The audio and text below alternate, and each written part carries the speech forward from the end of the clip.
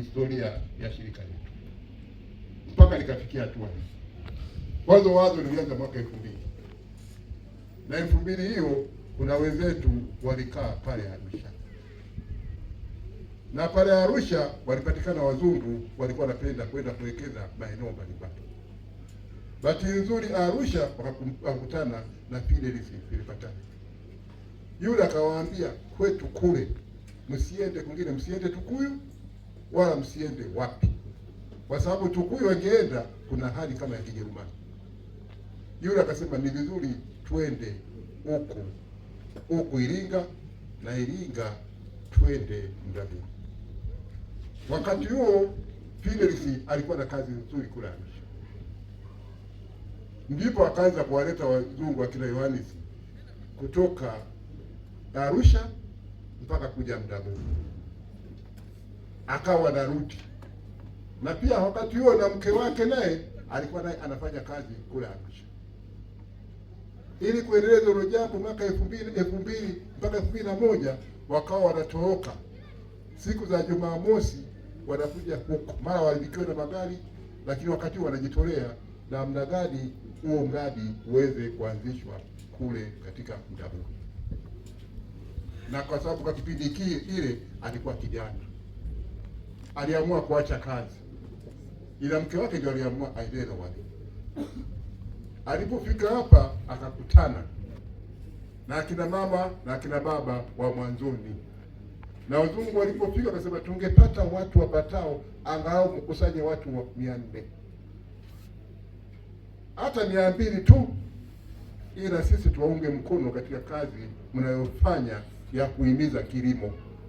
Na ilikuwa ni kilimo bora, na eneo lile la matuta ili kilimo cha kutengeneza hata matuta, makinga maji. Kweli akina mama wa mwanzo na akina baba wakiongeza Fidelis ambaye alikuwa tafsiri hata lugha ya Kiingereza, wakafanikiwa kuwapata akina mama hata na akina baba bila budi, na kusema hawa wako tayari kupokea. Wakasema si ya mazingira, tunakubali huo mradi uanzishwe hapa Mdabini, lakini wakitegemea kabisa kwa uanzie wapi. Makao makuu yalikuwa kanisani, na katika kabisa kwamba mawasiliano ya askofu yalikuwa kweje, lakini makao makuu yalikuwa kanisani. Na tulianzia kilimo, ndio mwaka 2002 ikaanzishwa inayosema BFA, Best Farmers Association, ambayo ilikuwa inahusika na mambo ya kilimo, mifugo na kadhalika. Ilikaa mpaka 2004, ikaja kuanzishwa IRP, Integrated Rural Project, ambayo pia ikawa inaongeza kilimo, lakini ikaongeza pamoja na yatima humo ndani na ufundi kidogo humo, lakini makao makuu yakiwa kanisani. Mratibu wa kipindi hicho alikuwa Fidelis Philipatari, alikuwa analipa posho, wengine wote walikuwa wanajitolea. Hiyo ikakaa mpaka 2012. 2012 ikabidi ibadilishwe jina na kuwa Rural Development Organization, RDO. Na wakati huo mratibu wa RDO kwa kipindi hicho, huyu mkurugenzi alikuwa anaitwa mratibu, akapokea certificate ya usajili ambao ulikuwa unafanya kazi wilaya ya Mfindi tu. Usajili huo ulikaa mpaka 2014, ndipo ulipobadilishwa kuwa ni usajili wa Tanzania nzima, na ukiendelea na jina hilo hilo la RDO. Tukaendelea na mabadiliko mpaka ilipofika tarehe 6 mwaka 2022 likatoka agizo la serikali kwamba mashirika yote yajisajili upya ili kuwepo kwa miaka 10 yaweze kujisajili.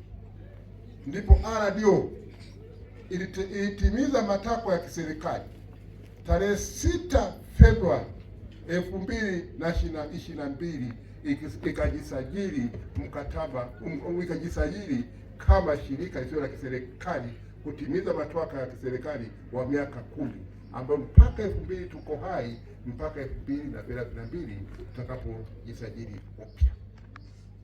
Hiyo ndio hiyo ni shirika la RDO.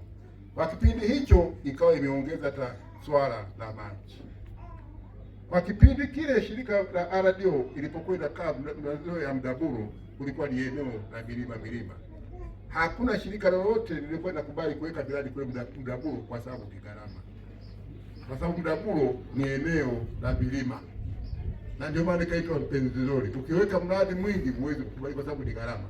Kwa hiyo RDO ikawa ndio mwanzo wa kuweka miradi ya aina hiyo.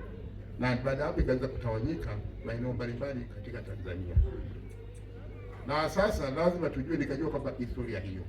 Sasa kuna vitu ambavyo kama watumishi ni lazima muelewe. RDO tunapokea wageni wa aina mbalimbali. Kuna sehemu nyingine walipokea wageni wakaanza kuulizwa hata masuala ya shirika lao hawajui. Lazima tutambue kabisa kwamba shirika letu la RDO limesajiliwa kwa mujibu wa sheria za nchi yetu na zikitembelewa na sera ya mashirika ya kiserikali ya mwaka 2001, ikitawaliwa na sheria namba 24 ya mwaka 2002, ikitawaliwa 22 ikitawaliwa tena na sheria namba 11 2005, ikitawaliwa tena na sheria namba 3 2009, ikitawaliwa tena na sheria ya mwaka 2024, ikisoma yote kwa pamoja kwa Tanzania bara. Kwa hiyo wakiulizwa maswali haya mwe mnajibu, kwa sababu tunaweza tukapeleka majibu tukashindwa, kusema au mwengo umepita ukashindwa kujibu, ukasema hayo wafundisha. Lakini pia tukatembea kabisa mikakati yote mnayotekeleza. Mnakuwa na roji, ujasiriamali, kilimo, ni mkakati wa kitaifa ambao ulianzishwa, ulitokana na agizo la Mheshimiwa Rais aliyotoa mwaka 2021 tarehe 30 Septemba alipokutana katika jukwaa la mashirika ya kiserikali kwamba mashirika yote yasiyo ya kiserikali yaweze kujitegemea. Na ndipo waziri mwenye zamana ambaye ni waziri wa maendeleo ya jamii, jinsia, wanawake na makundi maalum akaamua kuweka kikosi kazi cha kuandaa huo mkakati.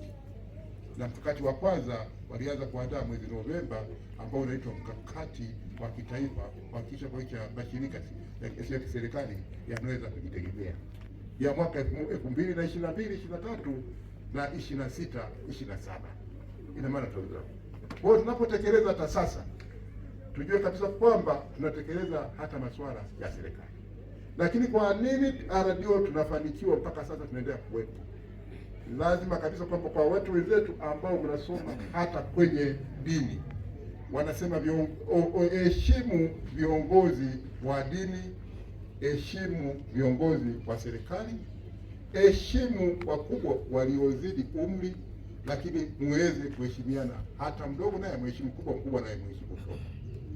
Kwa hiyo hata sisi kama RDO hakuna mtu mkubwa kuliko mwenzake, tunategemeana. Leo nipo hapa, kesho utakuwa pale. Mkubwa amheshimu mdogo na mdogo amheshimu mkubwa.